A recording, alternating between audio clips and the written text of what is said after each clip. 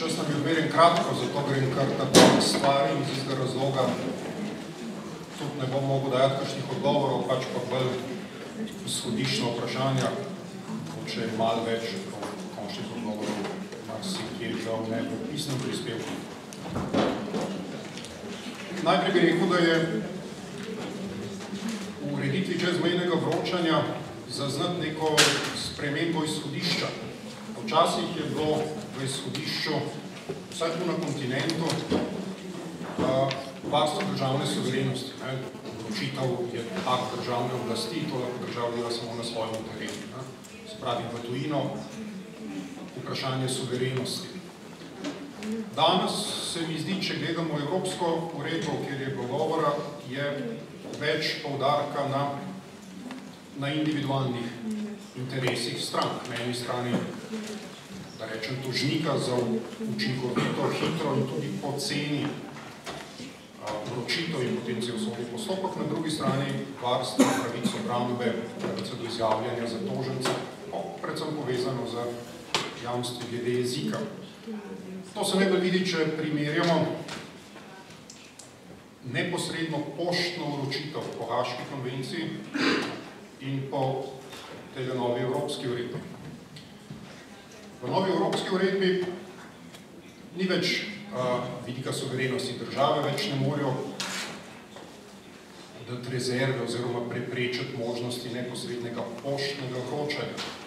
So pa zato zelo pomembna jamstva glede jezika v korist pravice obrambe naslednika. Če gledamo glede poštnega vročanja Haško konvencijo, bi nas morda presenetili, država tam lahko da zadržek, ampak če ne da zadržka, ni pa nobenih jamstev glede jezika.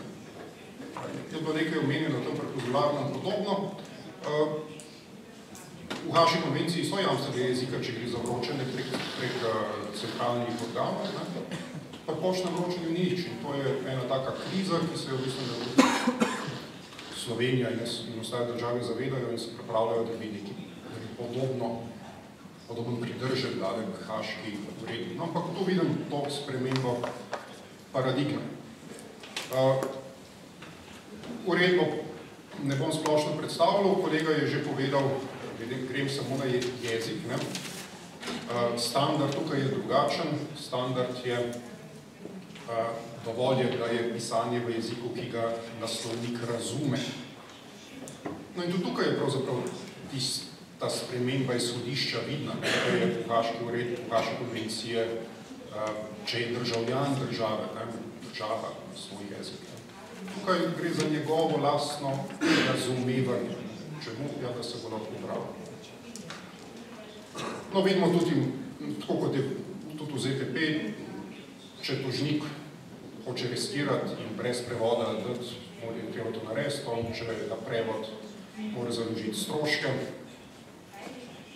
Pomembno, samo posebej jasno, je, da v uredbi je več možnih načinov vročanja prek organov za sprejem in organov za pošiljatelj in poštno vročanje sta za nas najbolj pomembni.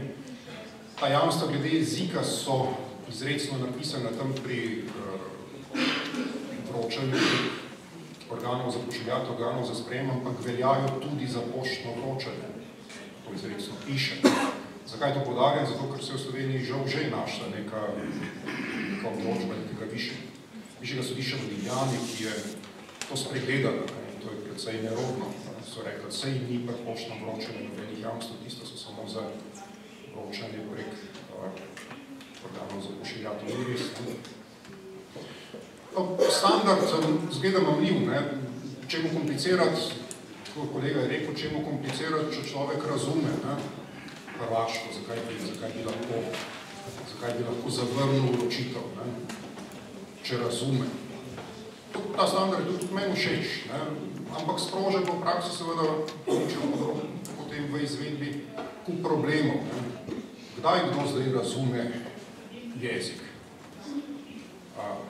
Test je očitno subjektiven. Objektivizacija, recimo je državljan države, je dolg tam živo, zgleda mamljivo, ampak je kvečem lahko indic, glede na jasno izhodišče. A lahko štejemo, da razume jezik, če je pogodbo v določenem jeziku podpisal, pa če so splošni pogoji poslovanja, zelo nevarno sploh za potrošnike, jaz večkrat podpišem, kar res ne razumem. Kje po internetu, ko še ne pojem jezik. In zdaj, kjera stopna je razumevanja? Kolega je rekel, Hrvaško znamo, kot vas ve, kaj pomeni ovrhovoditelj, ovršenik. A je treba specifično znanje, pravna terminologija, osnovno znanje,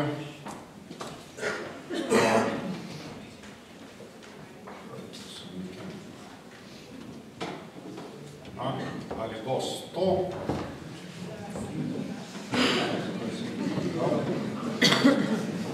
Kakšna stopna razumevanja?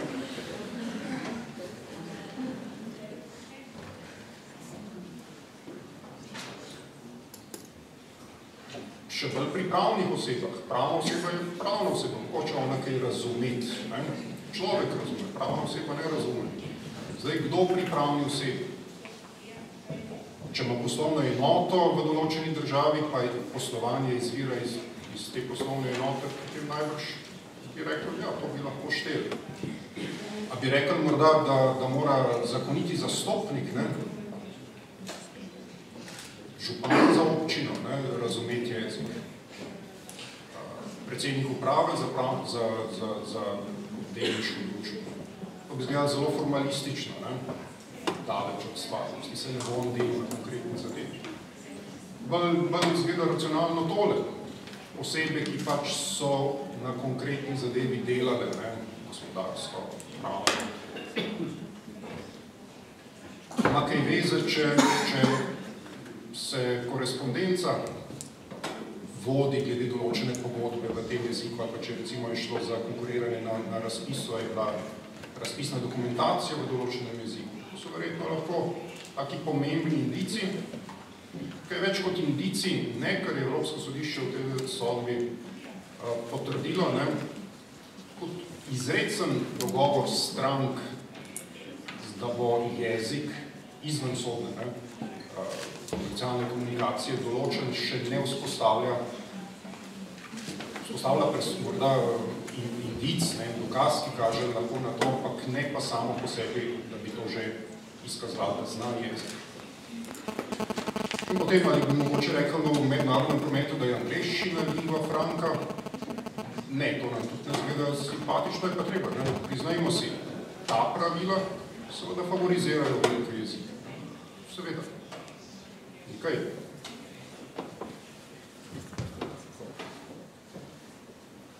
Vprašanje, a bi dovolili, a bi dopustili avtonomijo stranka, bi šteli za dopusten, procesno dopusten dogovor stran glede jezika vročitve. Tista sodba, ki sem jo prej omenil, se na to ne nanaša, tam je šlo za dogovor stran glede komercialne komunikacije. Ampak kaj pa, če bi dogovor stran, če pride do postopka, pa je treba vročati v drugo državo, dopuščamo, da bo vročitev v tem jeziku, vse strinjamo. Meni se zdi, da ne, da mi deluje koncept uredbe kogenten. Seveda, ne gre za vprašanje, v katerem jeziku se bo vodil postopek. Postopek se že vodi v jeziku, tu v Sloveniji, v slovenskem. Ampak, recimo, ali bi se lahko stranke dovolili vročitev v Srbijo, lahko v srbščini, mislim, lahko tudi v slovenščini. To je druga stvar. No, jaz bi bil skeptičen, še posebej bi bilo to nevarno za šibkejše stranke zamisliti, da si potrošnika bi gladko bil se podpisal, ne da bi vedel, kaj bi se oziroma bi vedel, da bi se s tem sprijaznili. So tako vprašanja, zdaj, če imamo standard jezik, razume, to nas nekako spominja, kot da bi v šoli šli na izpit iz nemščine, angliščine. Kdo zdaj to dokazuje, kako se to dokazuje, kdo ima dokazno breme. Pa ker ponavadi bo naslovnik rekel, da ne razume, bi on ta test ne pomagal, ker bi zelo špadil. Kaj bi pol s pričami dokazovali, pa s tistimi objektivnimi kriteriji, ki sem jih omenil. Živel je tam v Nemčiji en let, čeprav 10 let. Čeprav, Večkrat imamo tako, idejo v slabi veri je toženc hoče zavračevati. Vedno je tudi za Za dobrovernega toženca lahko to zoprno, ker ne ve, ali bo njegovo znanje šel na tisti kurz, potem zadoščalo, pa ga lahko močno udari kasneje. Zoprno je lahko tudi za tožnika. V bistvu je tako, kdo je bolj gambler po naravi. Za tožnika je lahko zoprno, če insistira, da on zna jezik, pa pol na koncu mu sodba nič ne pomaga, ker ne bo priznana. Ker bi to tudi po reformiranem sistemu ne bilo kršitev jamstev, glede vročanja in glede kontradiktornosti. Toženc pa reče, ne bom sprejel, pa mu na koncu ugotovijo, se ste znali jezik, ni veljavno, da niste sprejeli, se pravi, rečito veljavna, zamudna sodba in konec. Bi rekel, na eni in na drugi strani boljš še vedno, seveda stane, ampak žal realnost boljš prevod. Na tole sem na hitro omenil in preskočam. Pa vprašanje, ki ni vezano samo na novo uredbo. To je že prej bilo. Tole sem zdaj pred časom dobil, ponudbo za službo, drugo. A je to zdaj v slovenščini ali? Jaz sem prej malo poslušal, imamo danes dobre prevajalce, ni vedno tako. In seveda, tudi to ni vprašanje, ki je vezano samo na prevode pisan v drug jezik. S tem problemom imamo kdaj vprašanje tudi pri domačih vlogah, pri domačih sodišču. Je to slovenščina ali to ni slovenščina? Ustavno sodišče je enkrat odvetniku, ki je v takih pol slovenščini nekaj pisal, vrnilo v pravo nerazumljivo.